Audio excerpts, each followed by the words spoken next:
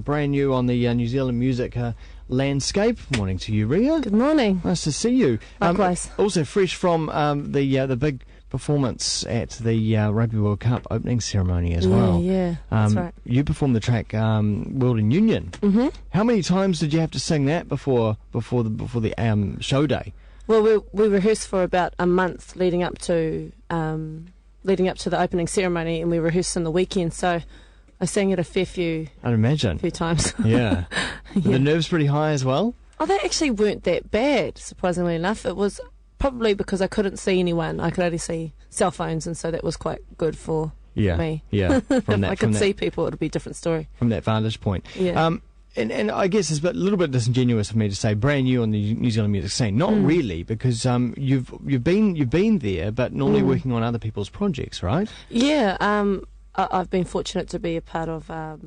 I toured with Holly Smith in 2008 to Europe, and then I was on her sophomore album. So you were part of a backing band? Yeah, along with some other amazing singers. And I toured with Trinity Roots last year, and I was a part of the Eddie Danger Spiel last year, that show, so I've been around a little bit. And there's the link with Ricky Gooch, who's produced your brand new self-titled EP. Correct, yes. And so he's the man behind, I guess the sound?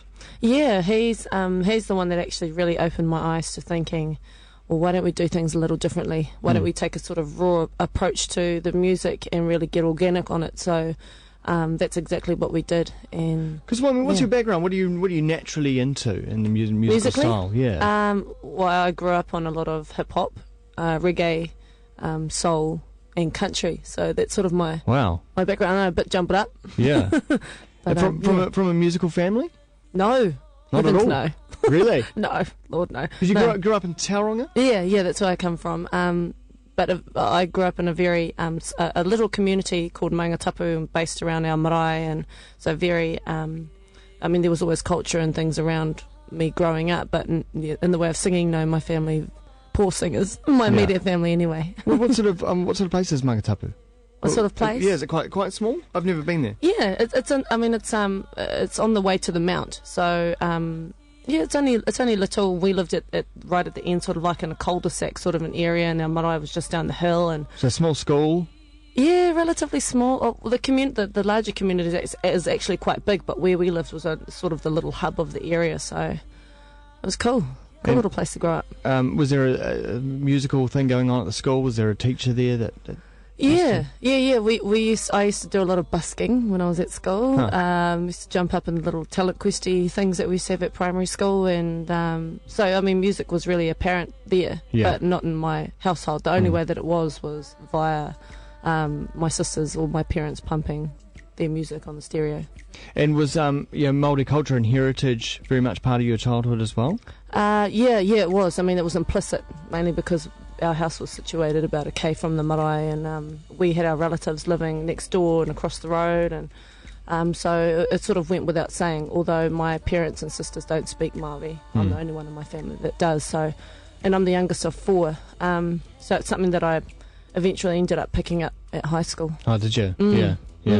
Through non-traditional sort of way, I suppose. Yeah, I suppose I did, but I learnt Māori in the school curriculum, and I became extremely interested in it. I got into Māori performing arts, which I still do now, and it's like my way of giving back, because it's how I discovered music, and I actually discovered I could hold a note pretty good. Yeah. So, and what about playing an instrument? No, my voice is my only instrument.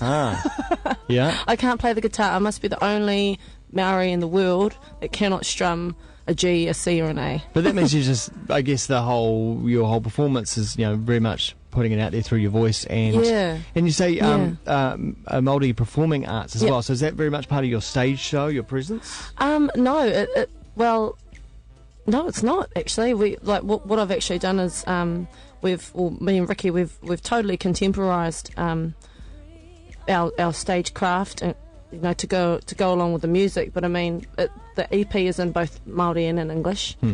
But in terms of the way that we perform, no, it's all very out there. Yeah, out there. Well, for me it is. Yeah, it's cool. It's neat. Yeah, it's a good path. That's cool. And you've actually just had the release parties. Yes, we did on Friday. Yeah, how did they go? It was fantastic. Yeah. It was so good. Really, really overwhelming. Place was packed. We had it at San Francisco Bathhouse in Wellington. Cool. And it was choice. And who's in the band? Well, at the moment it's just me and Rick. Oh wow, really? Yeah. So what's he doing? Well, he's on 404 and he's drumming. Crikey. And then I'm out the front doing my thing. Yeah. And we had some guest artists on the weekend. One of my cousins, Paul Waikens, who's an extraordinary guitarist, so she played with me, and another guy by the name of Carrie Baxter, who actually features on the EP on keys on track number 4. And so now that you were on the world stage at the beginning of the Rugby World Cup, has anything come from that as well? Well, a lot of popularity. Yeah, a lot of YouTube hits. Yeah. It's been quite surreal actually. The whole it's actually made me sort of get extremely shy, like very, very shy, and like my Facebook page just got inundated. It actually crashed about 10 times. After the World Cup, so yeah, lots of people wanting to be my friend now. Yeah, well, this can't be a bad thing. Yeah, it's beautiful. And I guess there was always the risk of being compared to Hayley Westenra, but your performance was completely different, wasn't it? Yeah, that's right. Hayley Westenra is she's an amazing artist unto herself, and to compare us is not a fair comparison. We're two completely different, kettles of fish. Yeah. It was. I actually have been laughing because some of the YouTube comments are just hilarious, and I just take it with all the pinch of salt. I mean, you just brush it off your shoulder. But Hayley is fantastic, and I hope that I did my version or our version justice, and Hayley's definitely done her version justice too. Yeah, I noticed that also up on YouTube there's a performance of you busking, I think, at the Wellington train station. Is that something that's still part of spontaneous performance? Is it something you enjoy doing? Yeah, I do actually. That was very, very off the cuff, that one. It was actually for a youth show on Māori TV. And they hadn't actually briefed me on what they wanted me to do. So we ended up down at the train station. They were like, right, okay, you can just go and stand over there and we'll put this in your ear and you can listen to your song, sing the song, no one else can hear the music, so you basically look like a crazy woman. And that's what we did, and it was cool. It was it was really raw. It was the hair wasn't done, obviously, no makeup. Very, very off the cuff, so it was quite neat. Oh, brilliant! Yeah. Well, let's play something from the from the album. Yep. Now I'm going to try and get the Ko Au Kola. Ko Au Ko Ia. Ah, there we go. my te reo is not up to scratch, that's for sure. But from the new EP, Ria Hall, it is out now. Wonderful artwork on the front as well. Thank you. That's Rakai Karaitiana. Yeah. Yeah, he's amazing. Beautiful. Ria Hall, thanks very much for coming on in. You're welcome. Thank you very much for having me.